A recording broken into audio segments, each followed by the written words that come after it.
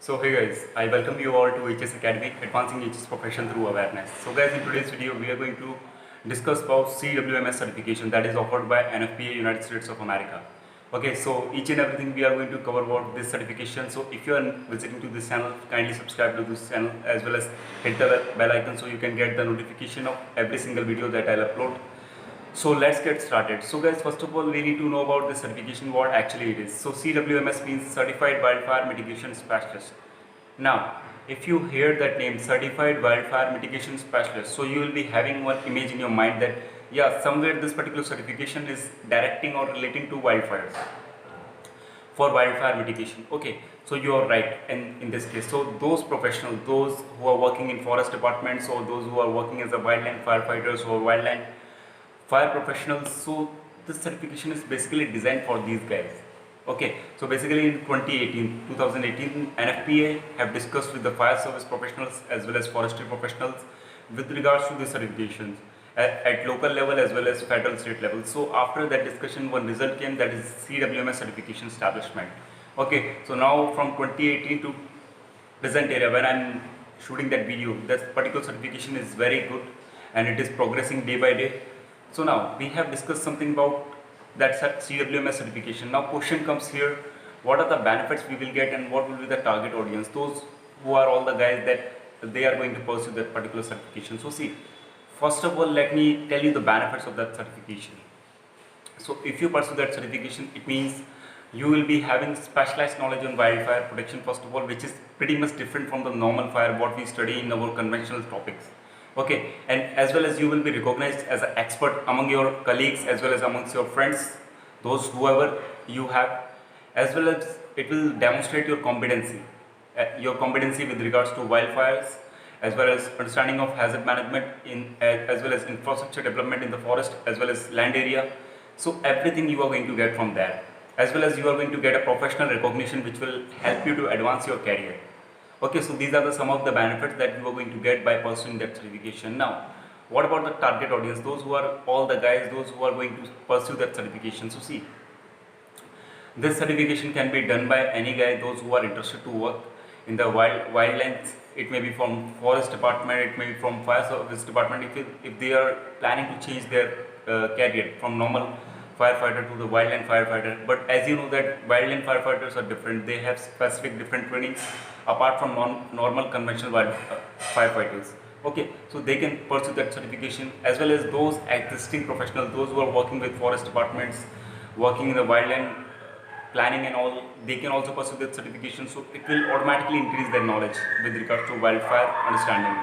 Okay, now come to the, if we talk about the other factors, that is your eligibility. What is the eligibility for this particular certification? So now eligibility is very simple, guys, that they are asking for high school diploma. But now do not confuse with the high school diploma of US based as well as the India based, because last time what happened is when I shooted this video, so last time some guys commented over that I'm not providing full information. So guys, the thing is like that, I'm talking about the US equivalency, so some things need to be kept confidential. Okay, so now you will ask that how we can determine our eligibility, whether we are eligible for that or not. So you just need to directly contact to NFPA or those services in the United States, those who are doing that what you can say qualification equivalency and all services.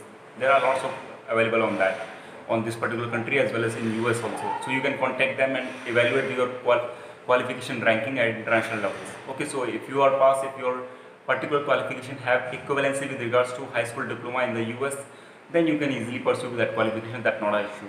Okay, so we have discussed about the eligibility. What is the eligibility for that particular qualification? Now come to the next factor, that is your steps to certification. What are all the steps that we need to follow for getting the certification? So first of all, there are basic two simple steps. First is your giving certification, it means appearing for certification, as well as second is practicum phase. So let me discuss all these two factors with you. First of all, guys, what you need to do is you need to register for that CWMS certification. So if your eligibility criteria is matching, everything is fine, so NFPA will give approval to your application. Now after giving the approval, you need to give the examination within the 4 months. Okay, 4 months you have given the examination, so you will be having 3 chances. So if you got fail in the first chances, you can attend to the next by paying the retest fees. Okay, if you fail in second also, you can attempt for the next. So these all chances you need to cover within a period of 12 months. Okay, 12 months you need to cover that. If you got unfortunately fail in all three terms because of some reasons, because you may not be studying properly, okay, so you need to wait for at least 12 months till that particular period was expired. After that 12 months you will be again registering as a fresh candidate. Okay, so this will be the procedure.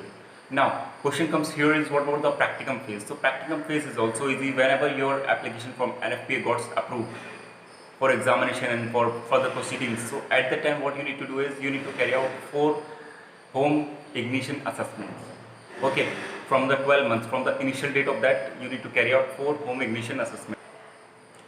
Now, how to carry out that home zone ignition assessment, that will be totally guided by NFPA. Whenever you are appearing for your qualification, they will guide you each and everything, what will be the procedure for that. And yeah, one more thing is that before that they are conducting some webinars as well as what you can do seminars like also. It is going to be benefited for you.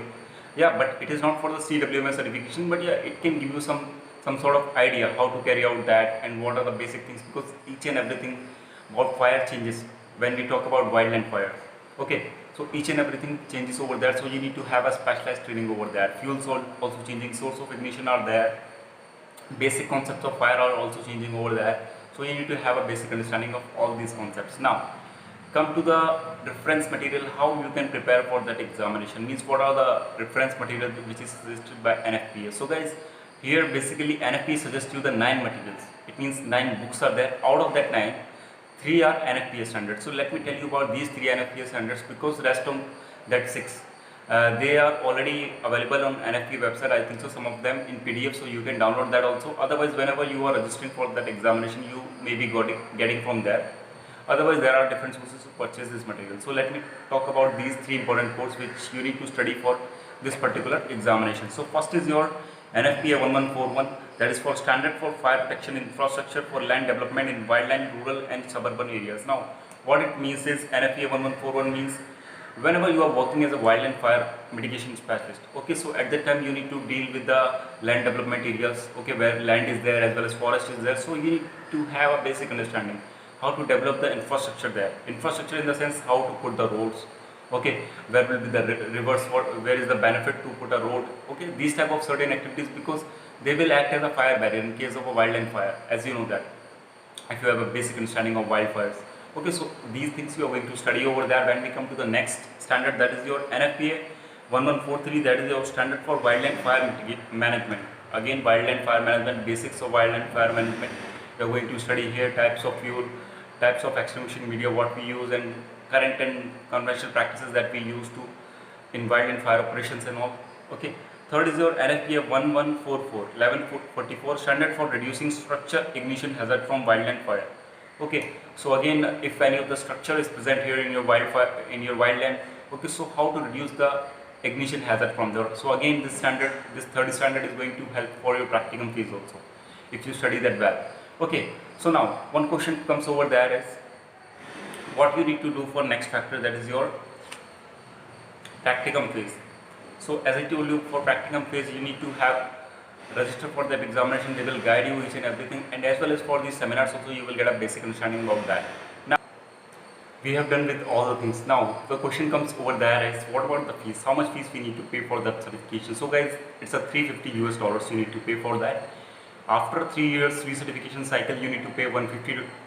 Okay, there will be one recertification audit also. So previously I have explained you what is the meaning of recertification audit and what will be the frequency of that. Now for recertification audit, it will be there $150 you need to pay at the recertification cycle in the end of every 3 years. Now question comes here is, how much point we need to earn for that particular recertification.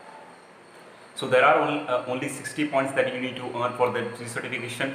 If you earn that 60 points successfully, your certification will be recertified and you can continue using your credentials at various levels. Now as I told you previously about seminars, there are some seminars, so let me explain you something briefly about that seminars. Okay, so guys, there are basically 2 types of seminars available there. That is not a prerequisite to attend these seminars, but if you are attending these seminars, that may help you, or that may give you some idea about the content that may be asked to you in CWS MS examination. Now first is your seminar. It's a 2-day seminar on assessing structure ignition potential from wildfire. Okay, from NFPA they are providing this particular seminar, and surely this particular seminar is going to help you in your practicum field, because as you know that you need to carry out 4 home ignition zone assessments, so it is going to help you in that. After that, second seminar is there from CW, that is your NWCG, National Wildfire Coordinating Group S190. Okay, that particular seminar will be conducted by National Wildfire Coordinating Group, which is again a very popular organization in US, which is providing the guidelines for that wildfire and all. So they are conducting S190 on introduction to wildfires and their behaviors. They will provide you basic understanding what is a wildfire and what are the wildfire dynamics that is present in the wildland fire operations, and how the wildfire behave in the different levels. So guys, this is about the seminars. Now here comes the conclusion, whether you should go for that certification or not. So as I previously explained you, there are lots of benefits of that certification. So again, it's based upon your own interest. If you like aerial firefighting, if you like to study about wildland fires, that big fires which are doing devastating effects on our earth, so you can go for that because it is very interesting. I have created basic videos on that. You can just check out that. Maybe your interest may develop after seeing that videos. Even we have taken a webinar also in our channel, so you can check out that. Maybe some interest you will develop about that, because it is something different from a normal fire what we studied in our books and all. Okay, so you can check out that. If you want more videos on wildfire, it means what is a wildfire, what is aerial firefighting and all, so you can put them in comment box. I'll be happy to read that, and if sufficient comments over there, I can make the videos on that. Okay, so guys, this is the analysis of this topic. Just let me know in comment section whatever the more information you need about that certification CWMS, and whatever the doubts as well as recommendations you have. If you have, you can just put them in comment box. I'll be happy to answer you.